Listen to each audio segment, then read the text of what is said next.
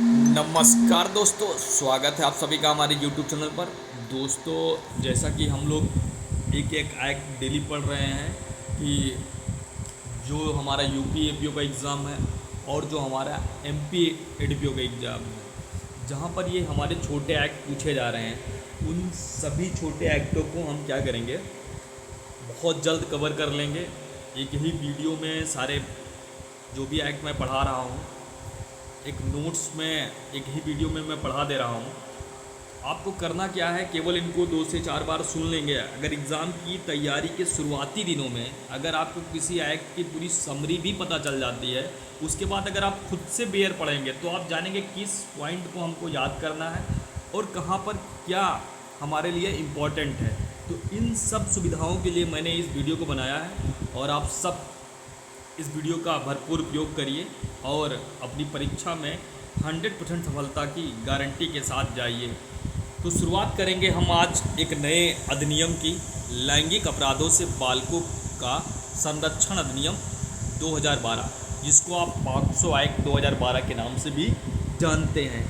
इस एक्ट का जो एक तरीके से हमारी संसद के द्वारा जो बनाया गया वो 2012 में बनाया गया और इस पे जैसे कि आपने देखा है लैंगिक अपराध, यानी कि जो भी अपराध हैं जो यौन संबंध से हैं या ऐसे अपराध हैं जो बालकों के साथ किया जा रहा है और वो एक तरीके से गंभीर अपराधों के अंतर्गत आता है।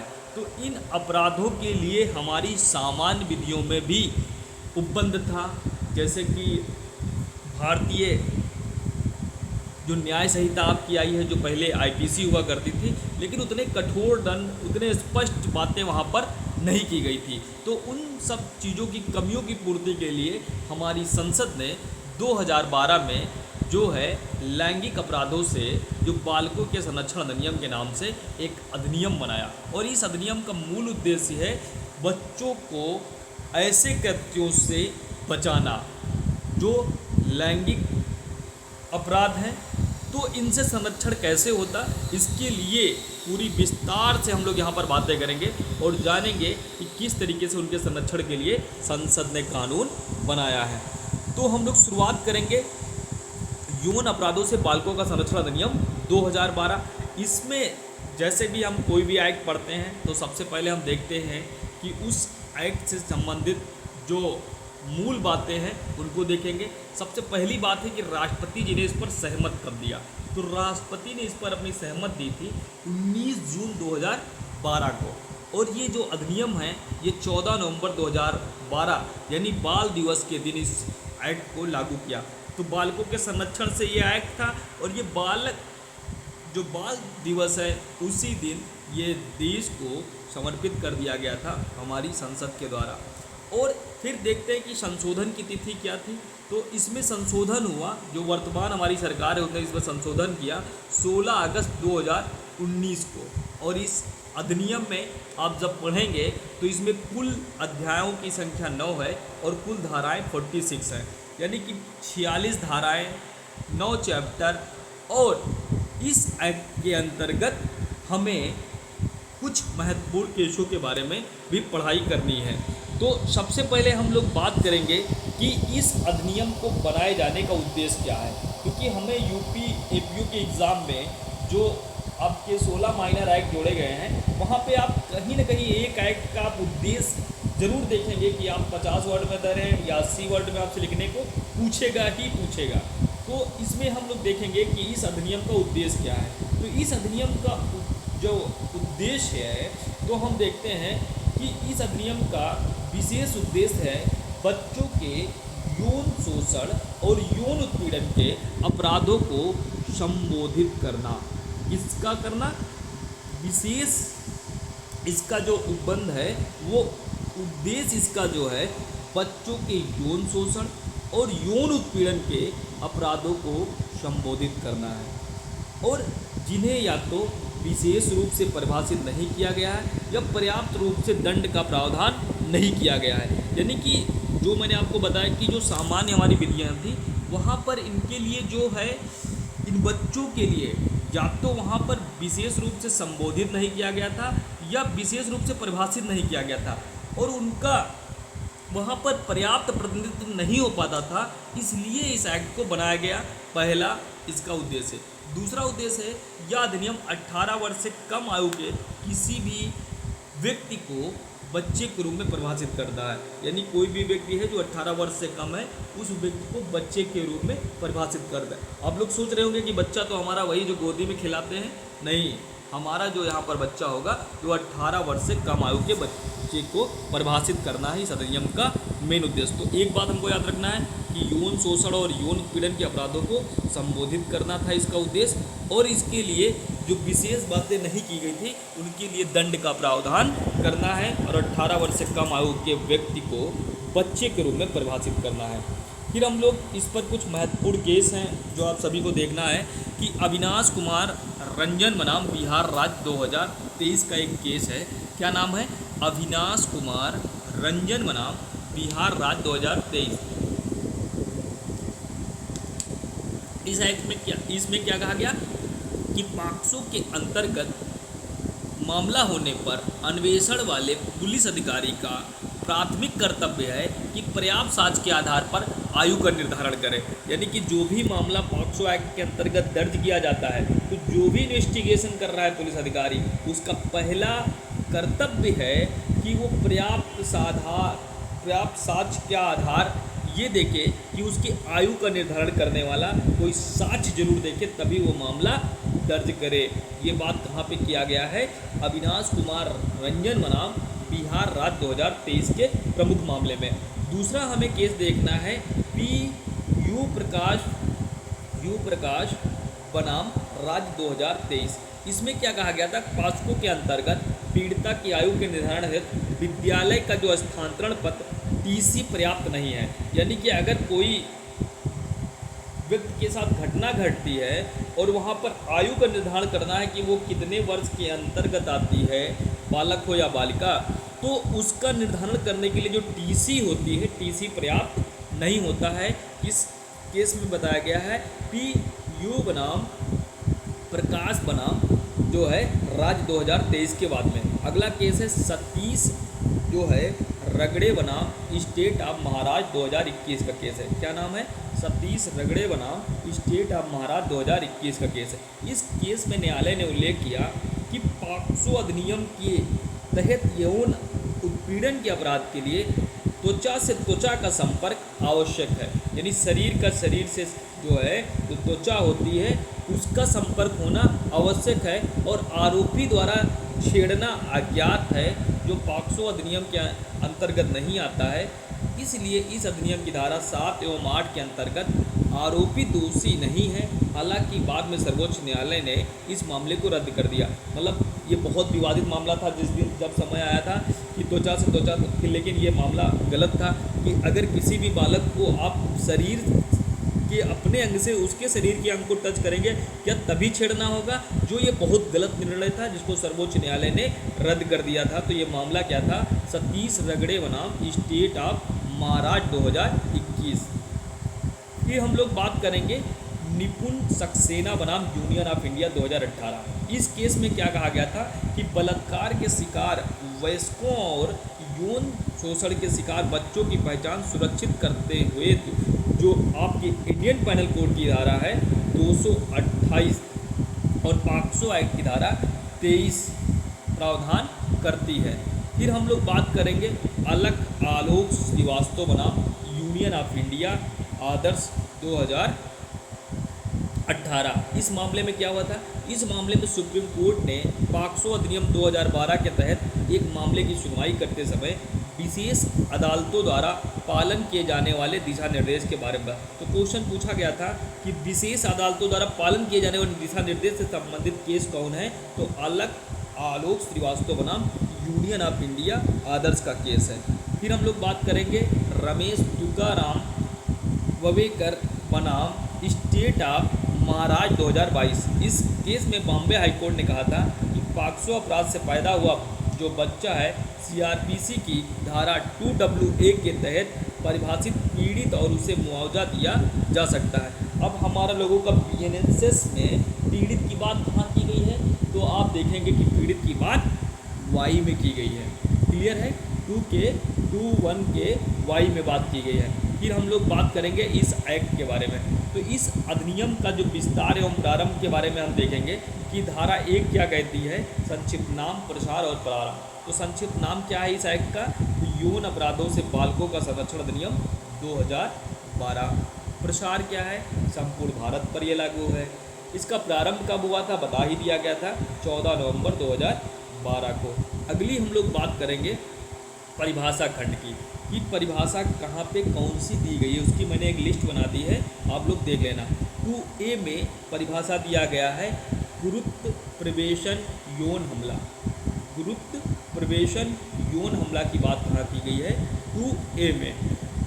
और इससे संबंधित धारा जो है 5 हमको पढ़ना है, इसी को रिलेट करते हुए कि यौन हमला कौन होगा, जो धारा 5 में परिभाषित है। धारा 2B में गुरुत्व लैंगिक हमले की बात की गई है। पहले आपने देखा है कि गुरुत्व प्रवेशन यौन हमला की बात की गई है, और बी में की गई गुरुत्व लैंगिक हमला की बात, यानी प्रवेशन और लैंगिक। तो लैंगिक की बात कहाँ पे की गई है, 2B में। और इसका वही लैंगिक क्या होता है, गुरुत्व लैंगिक हमला क्या होता है, ये बात धारा 9 में बताया गया है। धारा जो है 2C में आयुध बल या सुरक्षा बल की बात की गई है। 2C में क्या बात की गई है, आयुध बल या सुरक्षा बल की बात की गई है।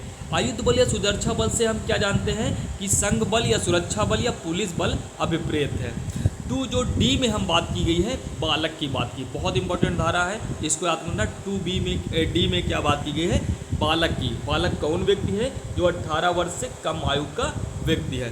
फिर हम लोग बात करेंगे DA में 2 के DA में बात की गई है बालक संबंधित अश्लील सामग्री, यानी बालक से संबंधित अश्लील सामग्री क्या होती है, इसके बारे में जान लेते हैं। किसी बालक को संलिप्त करते हुए, किसी बालक को संलिप्त यानी जोड़ते हुए लैंगिक संबंध बनाने के आचरण का कोई दृश्य, यानी उससे लैंगिक संबंध बनाना चाहता है, उस आचरण का कोई दृश्य अभिप्रेत है, यानी कि उससे संबंधित कोई पिक्चर अभिप्रेत है, जिसके अंतर्गत फोटो भी आएगा, वीडियो भी आएगी, डिजिटल या कंप्यूटर जनित ऐसी आकृति जो वास्तविक बालक के समान लगे, यानी कि जो बालक था उस बालक के समान लगे और सृजित करता है या रूपांतरित करता है या परिवर्तित हो, किंतु बालक का चित्त प्रतीत होने वाली आकृति भी है। यानी बालक संबंधी अश्लील सामग्री का है कि अगर कोई भी बालक है, उस बालक का अश्लीलता के आचरण को दिखाते हुए अगर कोई फोटो खींच रहा है, वीडियो बना रहा है, या डिजिटल या कंप्यूटर जनित कोई ऐसी आकृति को ऐसा बना रहा है जैसे वास्तविक बालक के समान लगे, उसका चाहे वो सृजित करता हो या रूपांतरित करता हो या परिवर्तित करता हो, तो ये क्या हो जाएगा, बालक संबंधित अश्लील सामग्री के अंतर्गत आएगा, जिसकी बात कहाँ पे की गई है, 2 के DA में। फिर हम लोग बात करेंगे 2 के E में। 2 के E में बात क्या किया गया है, पारिवारिक संबंध। तो पारिवारिक संबंध के बारे में यहाँ पर बताया जा रहा है कि जो धारा 2 के 4 यानी कि F में, यानी घरेलू हिंसा 2005 के में जो बताया गया है वही पारिवारिक संबंध से तात्पर्य है। इसमें क्या बताया गया है कि दो व्यक्तियों के मध्य पारिवारिक संबंध जो साझे निवास में किसी समय रहे हैं, और दो व्यक्तियों के मध्य पारिवारिक संबंध है जो कोई साझा घर है उस निवास में किसी समय रहे हैं, तब पारिवारिक संबंध माना जाएगा। जब वे समरसता या विवाह या दत्तक की प्रकृति वाली नातेदारी के संबंध से संबंधित है, यानी दत्तक की नातेदारी के अंतर्गत आते हैं, या संयुक्त परिवार के रूप में साथ साथ रहते हुए पारिवारिक सदस्य के बीच नातेदारी भी अभिप्रेत है। यहाँ पे पूछा जाता है क्या नातेदारी पारिवारिक संबंध के अंतर्गत आती है, तो 2 के E में नातेदारी भी आती है। फिर हम लोग E के बाद F पढ़ेंगे। F में बात की गई है प्रवेशन लैंगिक हमला। तो प्रवेशन लैंगिक हमला की बात कहाँ पे की गई है, 2 के F में की गई है। और प्रवेशन लैंगिक हमला से हम क्या समझेंगे, जो धारा 3 में परिभाषित है। फिर F के बाद हम G में बात करेंगे विहित। तो इस अधिनियम के द्वारा बनाए गए नियमों का अभिप्रेत है विहित के अंतर्गत। तो हम लोग F के बाद G देख ली, G के बाद हम H देखेंगे। H में बात की गई धार्मिक संस्था। और धार्मिक संस्था अधिनियम 1988 में जो बात धार्मिक संस्था के रूप में कही गई है उसका मामला वहाँ से समझा जाएगा। फिर हम लोग आई में बात करते हैं, लैंगिक हमले की बात की गई है, तो लैंगिक हमला को धारा 7 में बताया गया है। फिर आई के बाद हम जे देखेंगे, लैंगिक प्रताड़ना, जो धारा 11 में बात की गई है।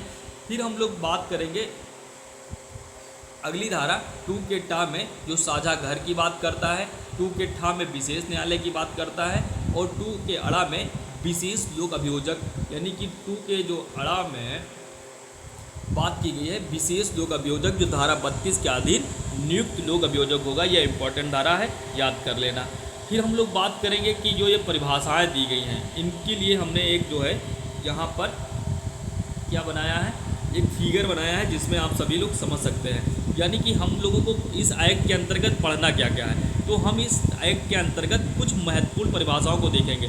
एक परिभाषा हम धारा 3 में देखेंगे, प्रवेशन लैंगिक हमला। एक परिभाषा हम देखेंगे जो है गुरुत्व प्रवेशन लैंगिक हमला। प्रवेशन लैंगिक हमला की बात कहाँ पे की गई है, 3, और गुरुत्व यानी उससे बड़ा बात कहाँ पे की गई है, 5 में। फिर हम लोग सिर्फ देखो, एक तो प्रवेशन, फिर गुरुत्व, ये 3 और 5। फिर उसी से संबंधित धारा 7 है लैंगिक हमला, मतलब प्रवेशन गुरुत्व हटके यहाँ पर केवल क्या बचा, लैंगिक हमले की बात की गई है धारा 7 में। फिर 9 में है गुरुत्व लैंगिक हमला, यानी कि अब लैंगिक हमले की बात हो तो गुरुत्व लैंगिक हमले की बात 9 में की गई। जैसे कि 5 में गुरुत्व प्रवेशन लैंगिक हमले की बात की गई, यहाँ पे गुरुत्व लैंगिक हमले की बात 9 में की गई है। फिर बात जो 11 में हमको देखना है, वो देखना है कि लैंगिक उत्पीड़न, ठीक है। फिर हम लोग देखेंगे कि विशेष न्यायालय की इसमें स्थापना की गई है, और विशेष लोक अभियोजक धारा 32, ये बहुत महत्वपूर्ण धारा है। अगर केवल आप इतनी धारा याद करके चले जा रहे हैं, इनके बारे में प्रावधान याद करके चले जा रहे हैं, तब भी आपका एग्जाम में जो आने वाले क्वेश्चन है, अगर 5 क्वेश्चन पूछे जाएंगे तो 3 यहीं से क्वेश्चन पूछे जाएंगे, जितना मैंने अभी तक बताया है। फिर हम लोग बात करेंगे चैप्टर नंबर 2, बालकों के विरुद्ध लैंगिक अपराध के बारे में। चैप्टर नंबर 2 क्या है, बालकों के विरुद्ध लैंगिक अपराध। अब यहाँ पे बात की गई है प्रवेशन लैंगिक हमला और उसके लिए दंड। तो प्रवेशन लैंगिक हमला और उसके लिए दंड की बात की गई है। तो हम लोग धारा 3 देखते हैं, प्रवेशन लैंगिक हमला क्या बात कर रही है, प्रवेशन लैंगिक हमला। आज आप जानोगे कि वास्तव में प्रवेशन लैंगिक हमला होता क्या है।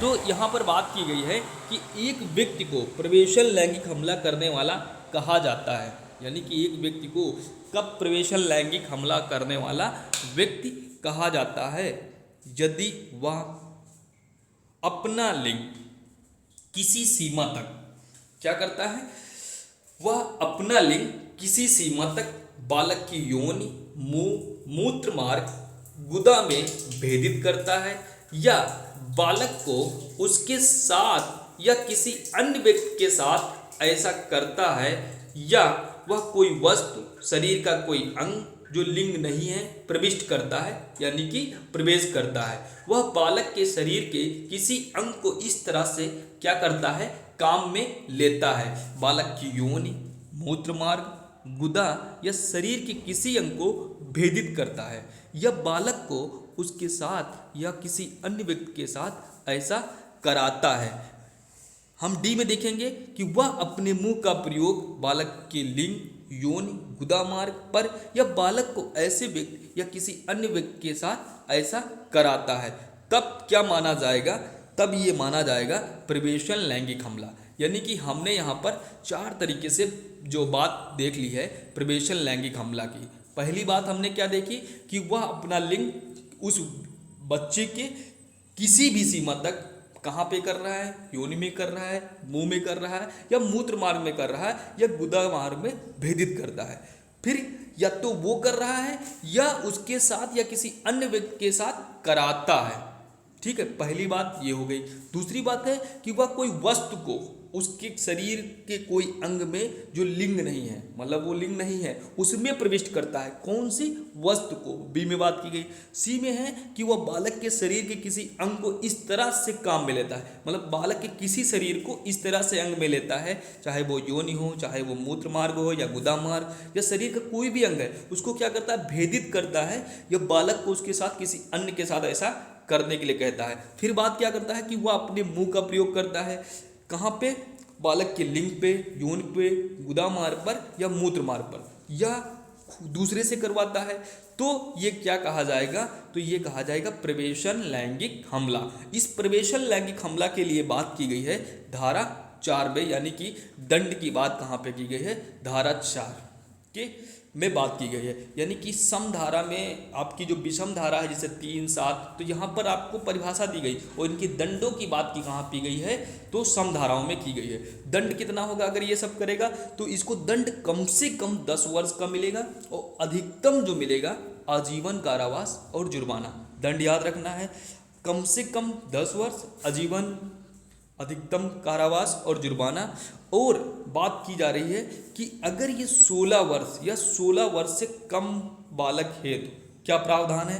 तो अगर ये जो कांड हो रहा है ये अगर 16 वर्ष से कम बालक के साथ हो रहा है तो कम से कम उसको सजा मिलेगी 20 वर्ष की सजा। क्या मिलेगी, कम से कम उसको 20 वर्ष की सजा मिलेगी और अधिकतम आजीवन कारावास और जुर्माना होगा।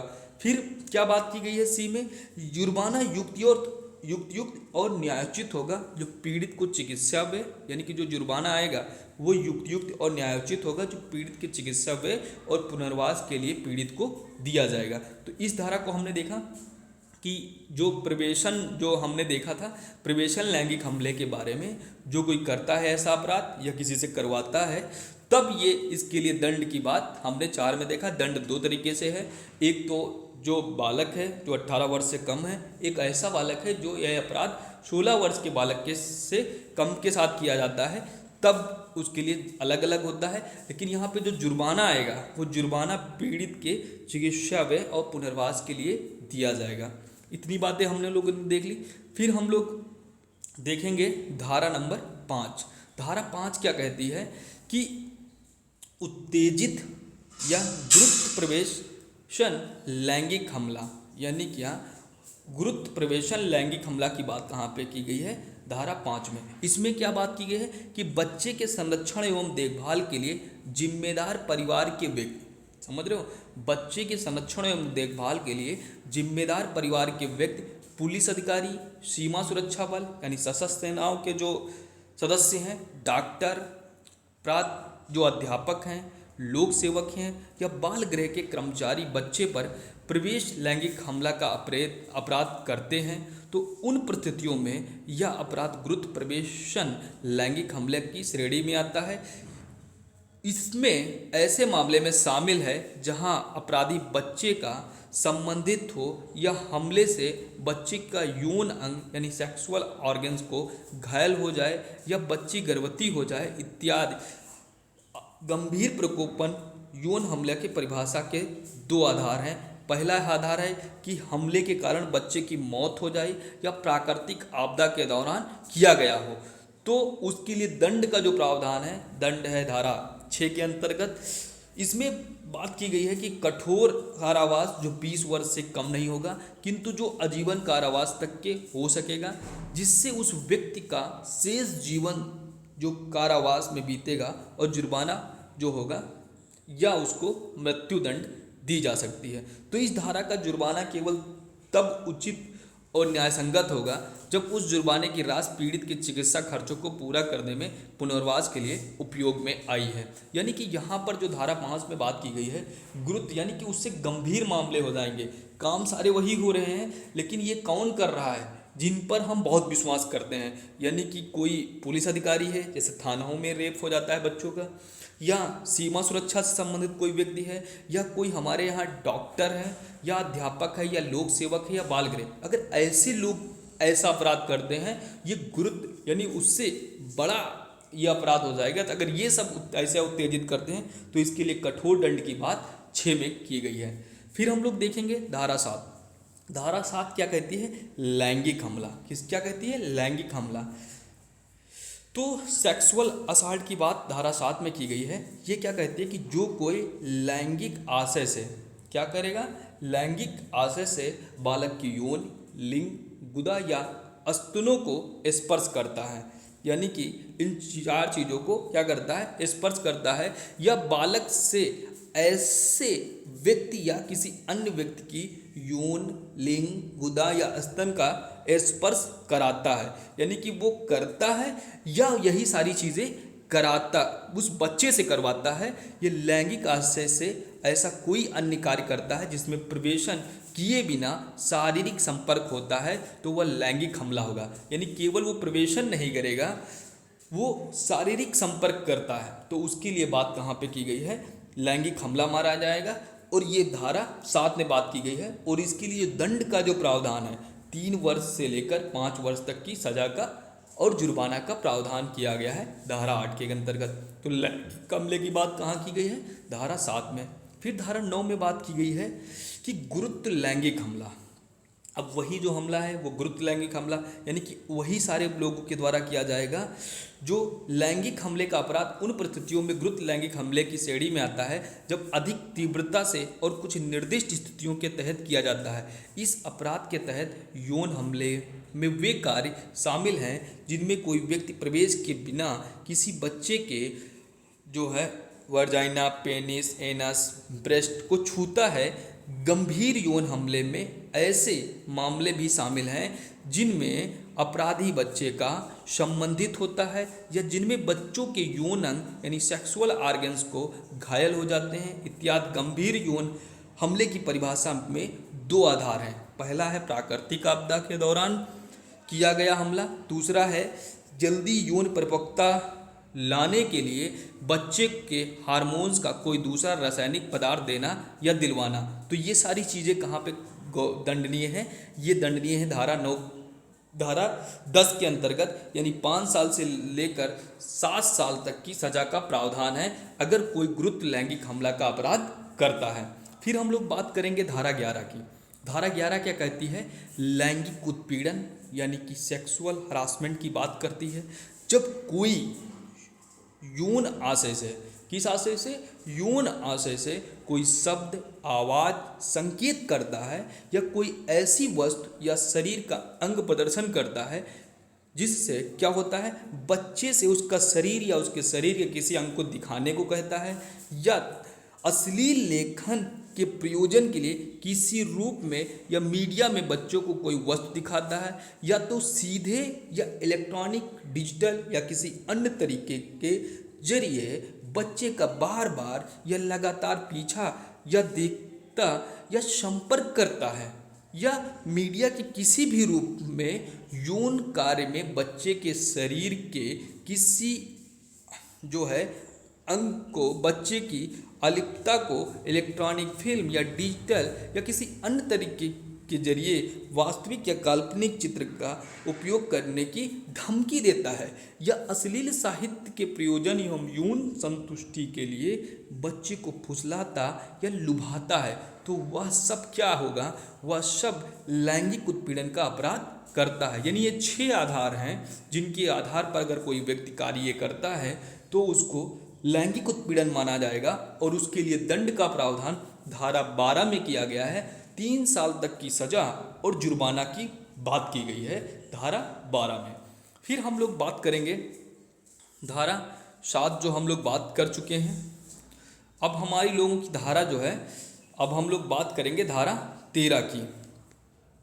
धारा 13 क्या कहती है, अश्लील साहित्य के प्रयोजन के लिए बालक का उपयोग। यानी अश्लील साहित्य जो है उसके लिए अगर बालक का प्रयोग होता है तो उसके लिए प्रावधान कहाँ पे है, अगर कोई व्यक्ति यौन सुख पाने के लिए, क्या यौन सुख पाने के लिए किसी बालक का प्रयोग फोर्नोग्राफी या अश्लील साहित्य, चलचित्र या चित्र के लिए करता है तो ऐसा व्यक्ति किसी बालक का अश्लील साहित्य के प्रयोजन के लिए उपयोग करने के अपराध का दोषी होगा।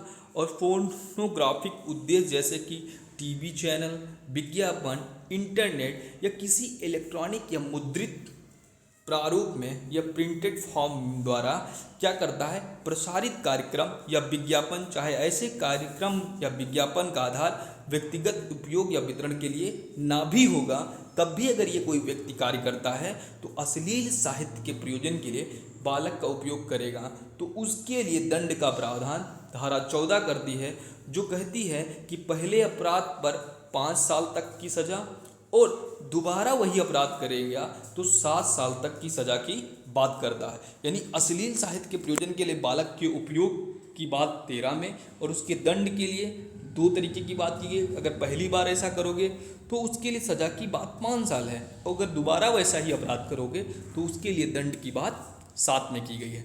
अगली हम लोग धारा पढ़ेंगे, धारा 15। धारा 15 क्या कहती है? यह पोर्नोग्राफी के बारे में बात करती है कि अश्लील साहित्य, चलचित्र या चित्र सामग्री का संग्रहण में जो कोई व्यक्ति क्या करता है, 3 बातें करता है। ऐसी किसी भी अश्लील सामग्री को जमा करते हैं, क्या करते हैं?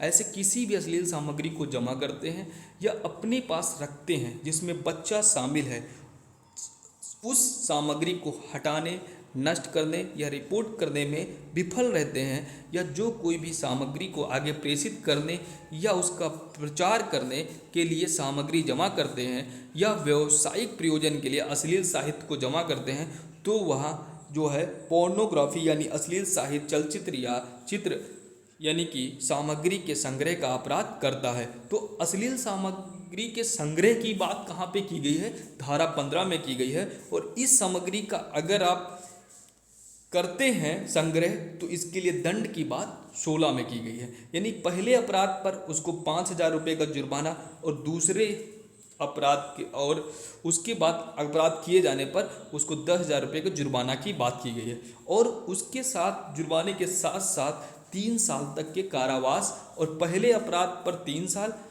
से 5 साल तक का सज़ा, और दोबारा वही अपराध करोगे तो आपको 7 साल की सज़ा मिल सकती है। फिर हम लोग बात करेंगे धारा 17, जो बात करती है किसी अपराध के लिए उकसाना, यानी कोई अपराध है उसको उकसाने की बात की गई है धारा 17 में। यानी कि उपरोक्त किसी भी अपराध के लिए उकसाने भी एक अपराध है। यदि कोई दुष्प्रेरित काम करने के बाद किया जाता है तो वो दंडनीय होगी। इसकी बात कहाँ पे की गई है? 17 में। और जो उसकी सज़ा होगी, जो उस सज़ा के लिए दंडित किया जाएगा जो उस अपराध के लिए प्रदान की गई थी। क्लियर?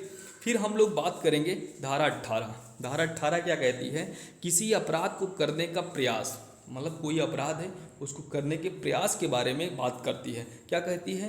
कि जो कोई इस अधिनियम के अधीन दंडनीय किसी अपराध को करने का प्रयास करता है या किसी अपराध को करवाता है, और ऐसा प्रयास में अपराध करने हेतु कोई कार्य करता है तो ये दंडनीय है। और ये दंडनीय कैसा होगा? तो ऐसी अवधि के लिए कारावास जो आजीवन कारावास के आधे तक का हो सकेगा, उस अपराध के लिए निर्धारित कारावास की अधिकतम अवधि के आधे तक हो सकेगा, या जुर्माना। यानी कि अगर प्रयत्न भी आप करते हो तो प्रयत्न को, जो ये सारे अपराध मैंने बताया आपको, इन सारे अपराधों का प्रयत्न कहाँ पे दंडनीय है?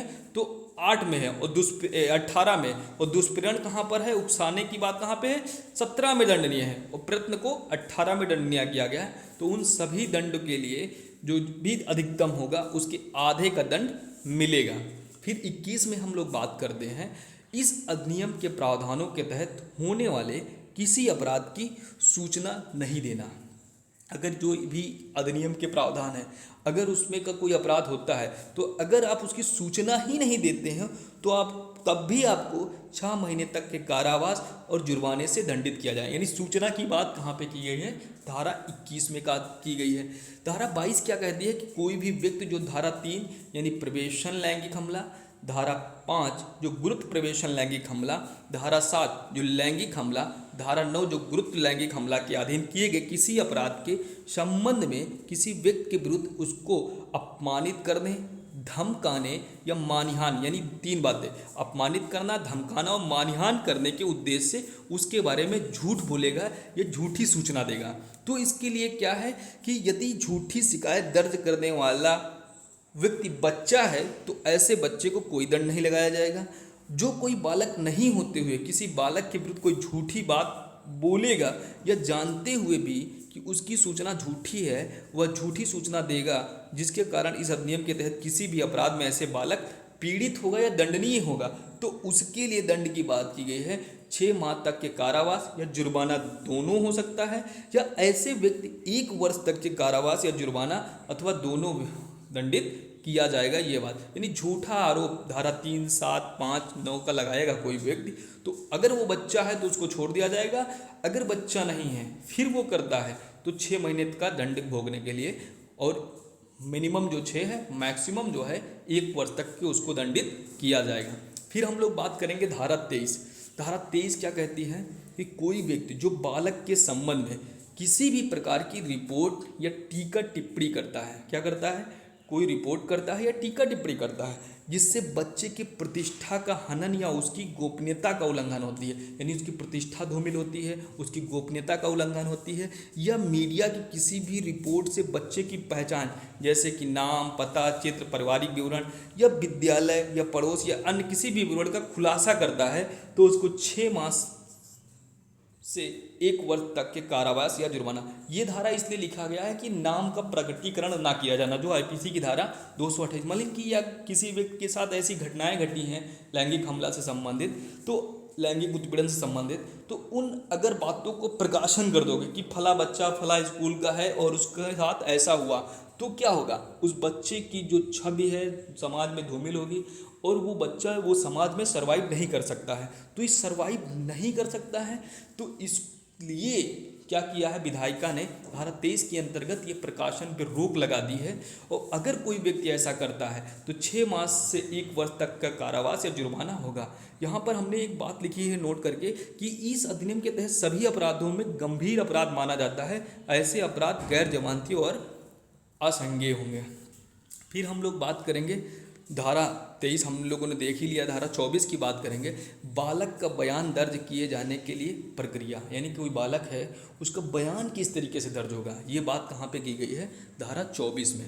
धारा 24 में क्या है, 5 बातें कही गई हैं कि बच्चे के बयान को उसके घर पर ही या उसकी सुविधा के स्थान पर एक महिला पुलिस अधिकारी द्वारा जो उपनिरीक्षक के पद से नीचे है रिकॉर्ड किया जाएगा, मतलब उपनिरीक्षक के पद से नीचे नहीं होगी, रिकॉर्ड किया जाएगा। लड़के के मामले में पुलिस अधिकारी भी हो सकता है, मतलब लड़के के मामले में पुलिस अधिकारी भी ये सारा जो है रिकॉर्ड करेगा। दूसरी बात है कि बच्चे की बात को रिकॉर्ड करते समय पुलिस वर्दी में नहीं होगा। क्या होगा, जब बच्चों के साथ ये अपराध होगा तो वो बच्चा जब बच्चों से संबंधित जो भी बातें हैं उनको रिकॉर्ड करते समय क्या होगा, पुलिस वर्दी में नहीं होगा, पुलिस देखकर बच्चा बता ही नहीं पाएगा कुछ। तो वहाँ पे बात की गई है कि जांच अधिकारी यह सुनिश्चित करेगा कि किसी भी समय या किसी भी प्रकार से अभियुक्त बालक के संपर्क में नहीं आए, मतलब जांच अधिकारी यह सुनिश्चित करेगा किसी भी समय किसी भी प्रकार से जो अभियुक्त है वो बालक के संपर्क में ना आए। चौथी बात है किसी भी बच्चे को किसी भी परिस्थिति में रात को थाने में नहीं रखा जाएगा, यानी कि बच्चे है तो उसको रात को थाने में नहीं रखा जाएगा। 5वीं बात है कि पुलिस अधिकारी ध्यान रखेगा कि बच्चे की पहचान जनता और मीडिया में जाहिर न हो तथा न्यायालय की आज्ञा के बिना बच्चे के संबंध में जानकारी नहीं देगा। पहली बात है कि उसके मामले को रिकॉर्ड किया जाएगा, अगर वो बालक का है तो उपनिरीक्षक पंख से नीचे ना होनी चाहिए तो महिला अधिकारी होनी चाहिए, और बच्चे के मामले में जो है पुलिस। दूसरी बात है कि वो वर्दी में ना हो। तीसरी बात है कि वो जो जांच अधिकारी या सुनिश्चित करेगा कि समय या किसी प्रकार से अभियुक्त बालक के संपर्क में ना आए। चौथी बात है कि किसी भी बच्चे को किसी परिस्थिति में रात को थाने में नहीं रखा जाएगा। 5वीं बात है कि उस व्यक्ति को जनता या मीडिया के पहचान में नहीं दी जाएगी। तो ये बात हो गई। हम लोगों ने क्या देखा कि धारा जो 24 प्रक्रिया बताती है कि बालक का जब बयान दर्ज किया जाएगा तो क्या प्रक्रिया अपनाई गई, क्लियर हो गई। फिर हम लोग अगली बात करेंगे न्यायाधीश द्वारा बच्चों का बयान दर्ज किया जाना, धारा 25 कि न्यायाधीश द्वारा बयान दर्ज करने क्या है, तो न्यायाधीश बच्चे द्वारा बोले अनुसार ही बयान दर्ज करेगा, ये बात करती है धारा 25। धारा 26 क्या करती है बात कि बच्चे का बयान दर्ज करने के लिए अतिरिक्त प्रावधान, तो बच्चों के जो बच्चे का जो बयान दर्ज करने के लिए अतिरिक्त प्रावधान की बात कहाँ पे की गई है, 26 में। क्या बात की गई है कि न्यायाधीश या पुलिस अधिकारी, क्या है, न्यायाधीश या पुलिस अधिकारी बच्चे का बयान बच्चे के माता पिता या ऐसे किसी अन्य जिस पर बच्चे को भरोसा है कि मौजूदगी में दर्ज करेगा, यानी माता पिता हो या जिस पर बच्चे को भरोसा उसकी मौजूदगी में बयान दर्ज किया जाएगा। फिर बात करते हैं कि जहाँ भी आवश्यक हो न्यायाधीश या पुलिस अधिकारी एक अनुवादक या दुभाषीय की सहायता ले सकता है, ज़रूरत है तो अनुवादक को ले सकता है। फिर बात करी है कि अगर बच्चा सुनने, बोलने, देखने आदि में असमर्थ है, क्या कर नहीं सकता, बच्चा सुन नहीं सकता है, बोल नहीं सकता, देखने में असमर्थ है, तो ऐसी विशेष शिक्षक से मदद ली जाएगी जो बच्चे की बात समझ जाए। जहाँ संभव हो वहाँ न्यायाधीश या पुलिस अधिकारी सुनिश्चित करें कि बालक के कथन को श्रव्य दृश्य माध्यम से सहायक व्यक्ति की उपस्थिति में रिकॉर्ड किया जाए। ये बात अतिरिक्त प्रावधान जो है 26 में बात खो गई। फिर हम लोग बात करेंगे धारा 27 जो बच्चे की चिकित्सा परीक्षा यानी मेडिकल परीक्षण की बात करता है। तो इसमें क्या कहा गया है, 4 बातें। पहली बात है कि जिस बालक के साथ यौन अपराध हुआ है, क्या है कि जिस बालक के साथ यौन अपराध हुआ है उसकी चिकित्सीय जांच होनी चाहिए।